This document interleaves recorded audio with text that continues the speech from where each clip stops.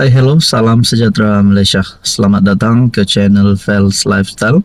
Terima kasih kerana terus setia dan terus bersama di dalam channel ini. Dalam kesempatan ini, saya ingin mengucapkan selamat menyambut Hari Raya Aidilfitri. Semoga Anda terus dalam keadaan yang sihat dan sentiasa dalam keadaan yang selamat. Saudara-saudara yang saya amat hormati, tuan-tuan dan puan-puan. Ini adalah satu berita baik untuk penyokong-penyokong Pakatan Harapan dan terutamanya kepada penyokong PMX. Dan ini mungkin menjadi berita paling membuat penyokong-penyokong PN ataupun musuh politik Anwar yang mahu Anwar ditumbangkan, yang mahu Anwar jatuh, yang mahu Anwar ditumpaskan.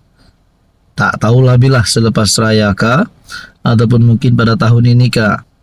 Saya telah menerima satu komen yang cukup pedas untuk didengar oleh musuh politik Anwar Ibrahim. Mungkin Mahathir, mungkin Muhyiddin ataupun siapa saja ingin Anwar tumbang. Tapi ini satu komen yang menunjukkan bahawa Anwar memang selayaknya memegang jawatan sebagai Perdana Menteri. Menurut salah satu viewers ataupun subscriber di dalam channel ini berkata, Anwar tidak boleh sama sekali letak jawatan. Anwar adalah jantung nadi negara Malaysia. Tidak sesiapa yang layak jadi PM selain dari Anwar. Tanpa Anwar, negara akan pincang, hancur musnah oleh pengkhianat negara yang berhaluan kiri. Kalau pencuri penyamun perompak jadi PM, segala prestasi Malaysia akan menjadi tidak bererti di mata rakyat yang masih padat menyokong PM. Anwar juga adalah PM yang berwibawa dalam memainkan peranan status luar dan dalam negara. Jangan biarkan Malaysia usang. Rakyat yang prihatin dan baik serta beriman kerana Allah harus sokong 100% supaya Anwar mentadbir Malaysia selama hayatnya. Terus terang, orang lain yang banyak songeh pengkhianat bangsa dan negara tidak boleh dipercayai untuk mengepalai negara. Contoh di depan mata kesalahan mereka yang menjadi kes masa ini. Saya tidak tahu siapa pengkhianat negara, siapakah perompak yang tidak boleh menjadi PM. Tetapi beberapa siri kes rasuah yang kita sudah dengar sebelum ini, bekas PM terpalit dengan kes rasuah, kes mahkamah. Nah, saudara-saudara, komen yang seterusnya berkata, PMX letak jawatan sajalah, rakyat dah meluat, bukan mulut je bohong. Nah, ini saya tidak yakin dan saya tidak berapa respect komen ini. Kenapa nak gesa Anwar letak jawatan? Sedangkan hari ini Malaysia seringkali mendengar perkembangan ekonomi pelaburan yang diumumkan oleh Anwar, diumumkan oleh kerajaan sendiri. Jadi saudara-saudara, menurut dua komen ini, anda rasa apa pula pandangan anda? Silakan komen di bawah. Halo semua, salam sejahtera Malaysia. Selamat datang ke channel Fels Lifestyle. Terima kasih kerana terus setia dan terus bersama di dalam channel ini. Saudara-saudara, sebelum ini kita sudah mendengar beberapa episod, beberapa siri cerita berkaitan dengan rasuah, tipu duit, pengubahan wang haram dan sebagainya. Bahkan beberapa siri rasuah yang melibatkan pemimpin-pemimpin berprofil tinggi. Nah, saya telah mendapat satu lagi maklumat. Nah, kali ini penemuan ataupun penipuan RM 10 juta yang melibatkan nama menteri. Nah, saudara-saudara, melalui satu perkongsian daripada Malaysia Kini, tipu RM 10 juta, menteri tidak pernah lantik Tan Sri jadi penasihat. Menteri Sumber Manusia Stephen Sim tidak pernah melantik mana-mana individu sebagai penasihat beliau. Menjelaskan perkara berkenaan, Setiausaha Akbarnya Abdul Hakim berkata pihaknya mengambil maklum mengenai Kenyataan yang mendakwa seorang individu ialah penasihat kepada Menteri Sumber Manusia. Sebarang persoalan tentang penjawatan dalam pejabat menteri atau Kementerian Sumber Manusia boleh ditujukan kepada saluran rasmi kementerian, katanya dalam kenyataan. Adakah di sini Menteri Sumber Manusia terlibat dengan individu yang terlibat dengan penipuan RM 10 juta? Nah, itu akan menjadi pertanyaan ramai orang.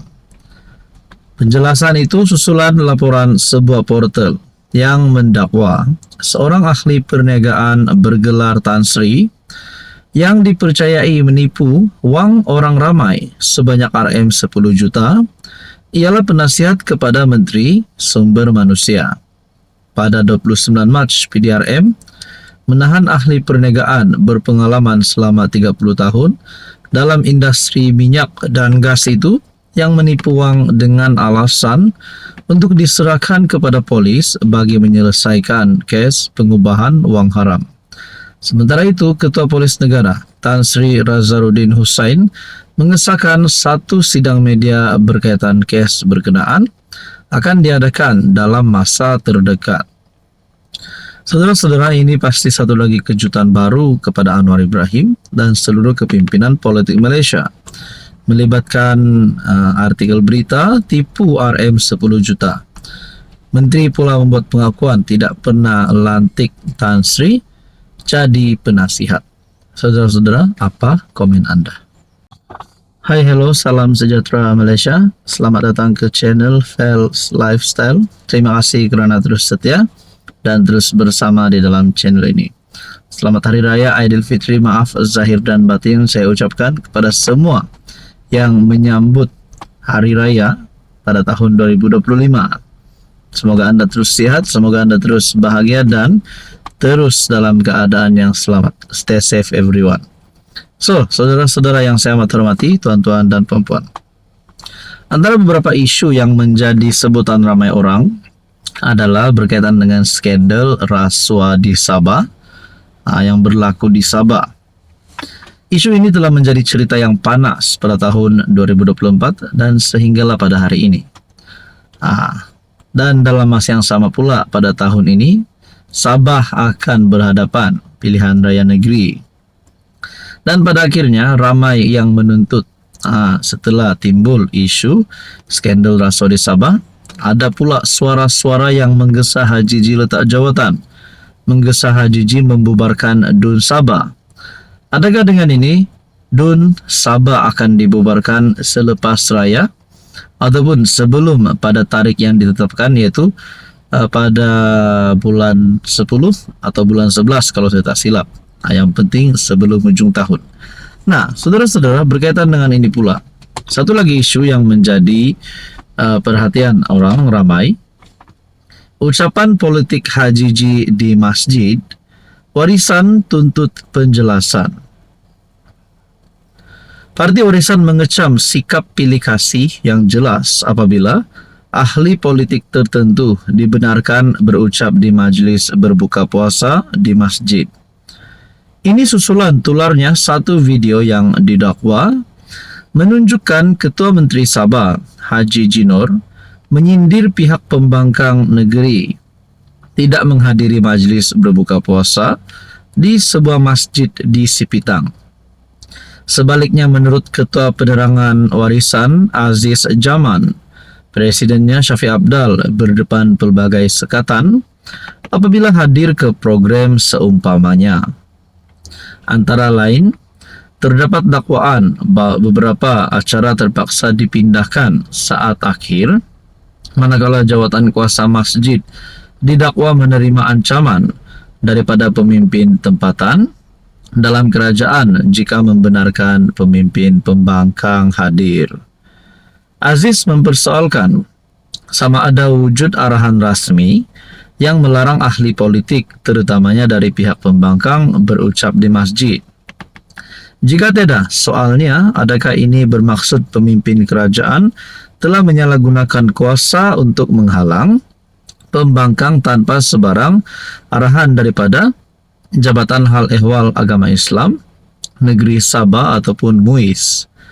Situasi yang tidak sepatutnya berlaku di bulan Ramadan. Ada apa lagi? Yang memberi amaran itu adalah rakan seagama dengan Datuk Seri Syafiq Apdal sendiri. Sekali lagi kami ingin bertanya, adakah ini arahan Jabatan Agama Islam atau arahan pemimpin-pemimpin kerajaan semata-mata? Nah, saudara-saudara, berkaitan dengan ini, apa komen Anda?